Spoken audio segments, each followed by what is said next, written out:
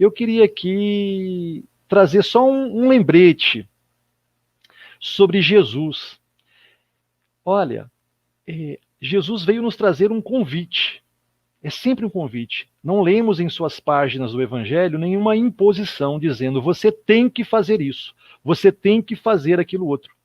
Quando lemos, né, no livro Boa Nova, que aqui fica a sugestão, um livrozinho muito gostoso de se ler, de se acompanhar, onde Humberto de Campos traz várias passagens de Jesus quando esteve na Terra, mas que é a sequência do que está no Evangelho, é de uma beleza, de uma profundidade.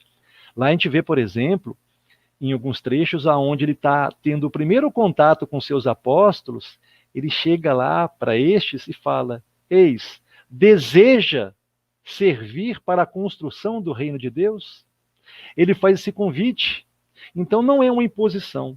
Se em algum momento a nossa fala, ou a gente encontra alguém mais experiente numa casa espírita, ou numa igreja, seja onde for, nos dizendo que, olha, se você não fizer, você tem que fazer, reveja isso, trabalhe isso no coração, se você está falando e se você está ouvindo, faça um filtro disso, porque Jesus em momento algum não nos impõe nada, é sempre um convite, e o convite pode ser aceito ou não.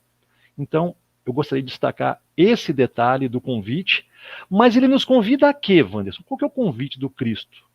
É um convite que a gente vai ler lá, né, vai pensar que é apenas para amar ao próximo como a si mesmo.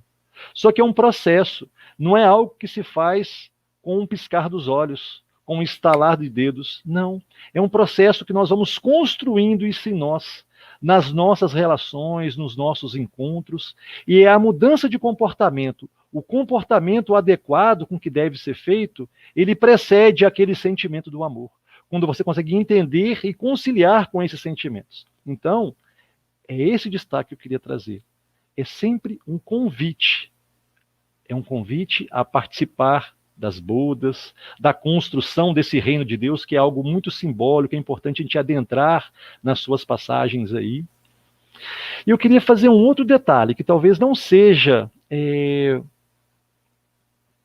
agradável para algumas pessoas que têm assim, quando se acha que o espiritismo é o centro e é o fim de todas as religiões. Por quê?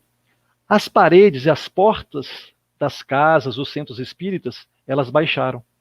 Estamos aqui agora utilizando um canal do YouTube que é a nível internacional. Em qualquer lugar do mundo, quem acessar o link do Ivon Costa vai ter acesso aos seus estudos, às suas reflexões. E Jesus é aquele modelo guia que nós, que temos uma tradição aqui do Ocidente, né, uma tradição judaico-cristã espírita, escolhemos, elegemos Jesus como nosso modelo e guia. E o convite dele é para que nós mudemos os nossos comportamentos.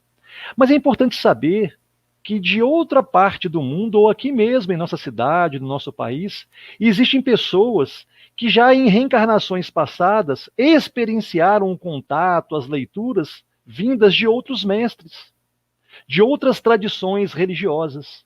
Então é entender que nós escolhemos Jesus, assim como eu, e muitos de nós que estamos aqui acompanhando, mas que quando nós falamos que ele é o único caminho, a única verdade e a única vida, se você vai para um outro país ou acessa um canal onde alguém está falando isso, não vai ser muito confortável.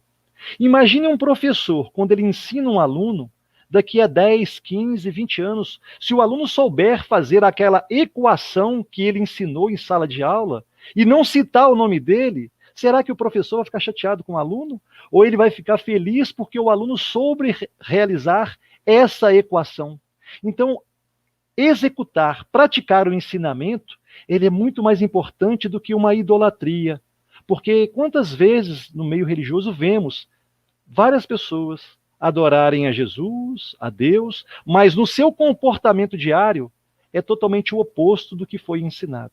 Então é só essa abertura que, em meio a essa pandemia, muitas casas espíritas estão vivenciando, que as paredes foram baixadas. Então a gente está falando aqui agora não só para um público espírita. Sabemos que esse é o público que irá procurar esses estudos num canal do YouTube de um centro espírita. Mas hoje qualquer pessoa tem acesso.